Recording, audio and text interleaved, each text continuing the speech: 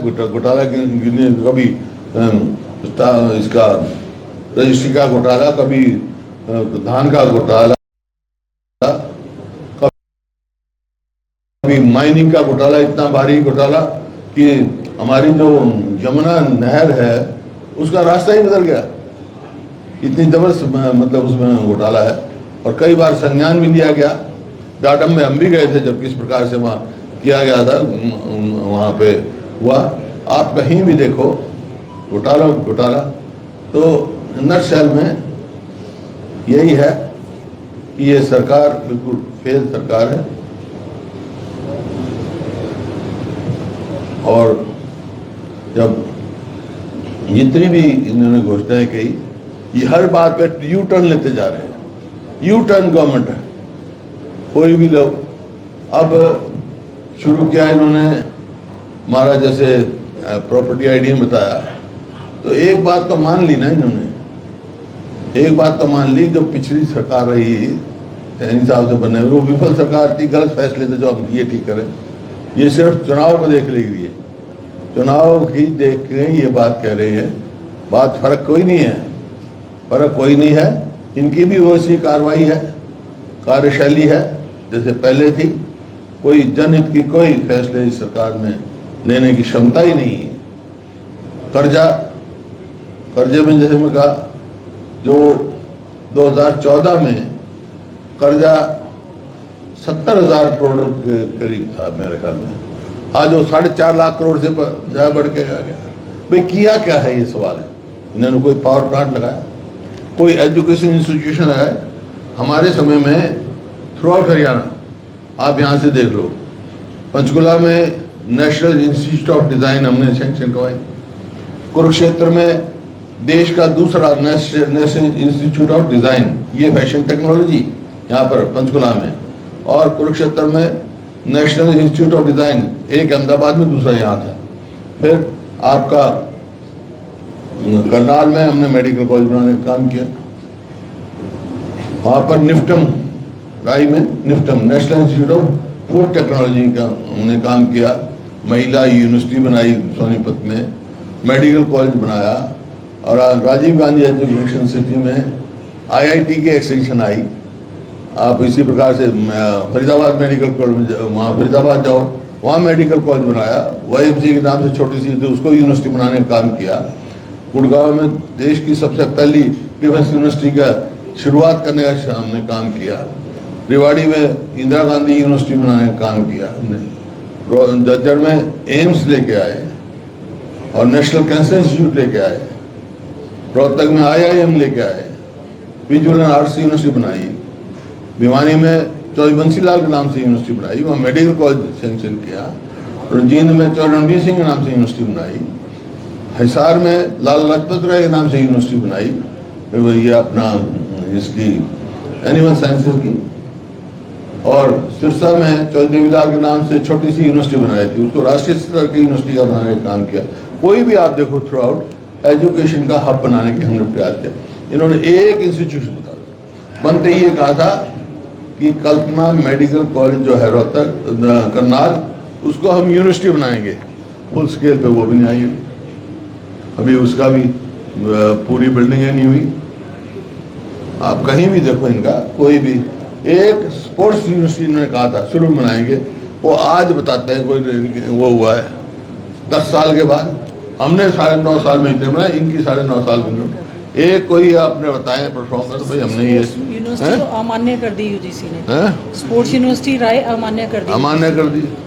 तो भाई मतलब कोई भी एजुकेशन इंस्टीट्यूशन, कोई बिजली के लिए या कोई रेलवे लाइन 1 इंच बढ़ाई हो, नई सेंक्शन कराई हो, वो लगाया हो, और एक भी हम लेके आए मेट्रो दिल्ली से गुड़गांव, दिल्ली से बल्लभगढ़, दिल्ली से भादरगढ़, ये 1 इंच मेट्रो बढ़ाई हो, कोई तो एक काम बताए।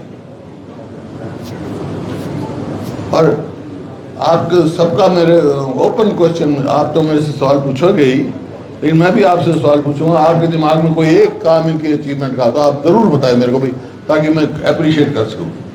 तो 9.5 साल में ये इंस्टीट्यूशन बनाया इन्होंने, ये क्या नेशनल हाईवे की बात करते हैं, जितने नेशनल हाईवे हरियाणा में हैं वो सारे हमारे समय के सैंक्शन हैं।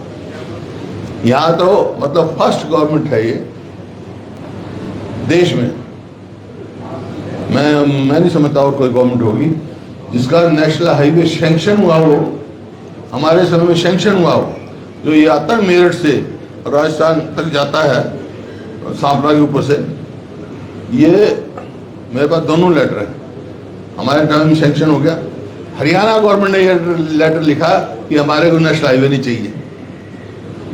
वो फिर ऊपर से गडकरी जी ने लिखा अच्छा नहीं चाहिए तो 1000 करोड़ रुपए दे दो हमारे को, जब वो जाके बना। ये पहली सरकार है पूरे देश में जिसने नहर की खुद ही खुदाई हटवा दी हो। दादूपुर नलवी नहर जो आज इतनी समस्या, जो इलाका आज सोना पैदा कर रहा है, वो आज से 20 साल के बाद इतना वाटर टेबल इतने चला जाएगा, नीचे चला जाएगा, वहाँ अनाज ही पैदा नहीं होगा। उसके लिए दादूपुर नलवी नहर खोदना किया था ताकि वाटर टेबल ऊपर आ सके, यमुना का जो सरप्लस पानी वहाँ हमारे इस्तेमाल आ सके, वो हटवा दी। कोई भी मतलब आई फेल टू अंडरस्टैंड कोई एक काम था किसी भी फ्रंट पे। तो ये तो इनकी परफॉर्मेंस। और मेरा आपसे यही है कि आप सब स्तंभ हो, हमारे लोगों की आवाज हो, तो जिसका जो ड्यू है वो जरूर आपको देना चाहिए। जो ड्यू है बताओ, आपसे पूछ लूंगा मैं, भाई कोई इनकी अचीवमेंट बता दो। तो ये है, मैं आपसे समझ, आपके सवाल जो होंगे उनको भी सारे जवाब दूंगा मैं। लेकिन आपसे मिलकर बहुत खुशी हुई।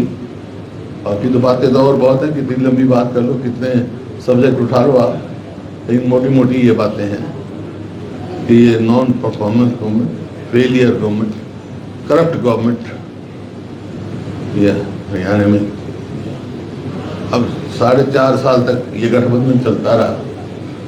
अब कह रहे उसने ये कर दिया, उसने ये कर दिया। 4.5 साल क्या करते रहे?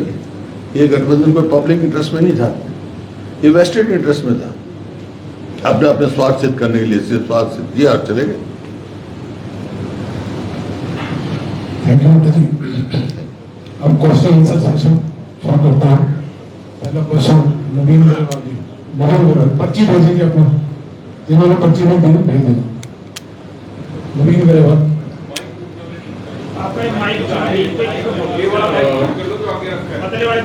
नवीन ग्रेवाल। उधर साहब, अगर आपकी सरकार आती है तो आपकी टॉप प्रायोरिटी क्या होगी? मेरी हमारी कांग्रेस की प्रायोरिटी होगी जो अनएम्प्लॉयमेंट, जो स्टेट पर कैपिटा इनकम में, पर कैपिटा इन्वेस्टमेंट में और कानून व्यवस्था में, खेल खिलाड़ियों में नौकरी देने में, अपॉर्चुनिटी पैदा करने में पूरे देश में नंबर 1 था 2014 में। आज अनएम्प्लॉयमेंट में नंबर 1 है हम। तो सबसे प्रायोरिटी होगी to create opportunities for employment, investment लेके आएंगे जैसे पहले आया था, एक माहौल बनाएंगे। हमने देखिए उसके लिए IMT मानेसर की एक्सटेंशन की, IMT Faridabad, IMT Kharkhoda, IMT Rohtak, Shah में इंडस्ट्रियल, मतलब पूरे उसमें हमने इंडस्ट्री का बनाया, एक माहौल बनाया था, इन्वेस्टमेंट आया और इन्वेस्टमेंट आई को उसके बाद नहीं लोगी। अपॉर्चुनिटी सबसे पहले तो 2 ही है, एक एम्प्लॉयमेंट, दूसरा लॉ एंड ऑर्डर। जो आज हमारा, मैं नहीं कह रहा, ये सेंट्रल गवर्नमेंट की वो है, हरियाणा जो है सबसे ज्यादा असुरक्षित प्रदेश घोषित किया गया है। और हो रहा है, देख रहे हैं आप, रोज कभी किसी मंडी में मर्डर हो रहे हैं, गोलियां चला के जा रहे हैं, फिरौतियां मांगी जा रही हैं। कोई भी अपने आप को हरियाणा में सिक्योर महसूस नहीं कर रहा। यशवीर कालिया। प्रोफेसर, मेरे आपसे 2 सवाल हैं। एक तो ये कि आने वाले विधानसभा चुनाव में कांग्रेस का सत्ता में आने का मार्ग कितना चुनौतीपूर्ण या कितना आसान है, एक सवाल तो मेरा आपसे ये है। दूसरा, पिछले कुछ समय से नायब सिंह सैनी सरकार की जो मोहब्बत है वो जनता में बार बार उमड़ रही है, चाहे वो सरपंचों को लेके कोई ऐलान हो रहे हों, चाहे सफाई कर्मचारियों के लिए तनख्वाह बढ़ा रहे हों, तो इन अनाउंसमेंट्स पे आपकी क्या प्रतिक्रिया? देखिए, जहाँ तक सत्ता में आने का सवाल है, ये तो लोगों के हाथ बात है। मैं कह चुका हूं, जो नतीजा आया है लोकसभा का, वो क्लियर इंडिकेशन लोगों ने दे दी है, अपनी प्रेफरेंस कांग्रेस के लिए दे दी है। तो इसमें कोई वो नहीं है कि कांग्रेस की सरकार, लोगों ने मन बना लिया है 36 बरादरी ने कि हरियाणा में कांग्रेस की सरकार बनाना चाहते हैं। जहां तक दूसरा सवाल आपने कहा, मैं तो खुद कह रहा हूं, अब यही कहा था, जो हम कह रहे हैं वही करते जा रहे हैं। 9.5 साल तक तो किया कुछ नहीं, 3 महीने पहले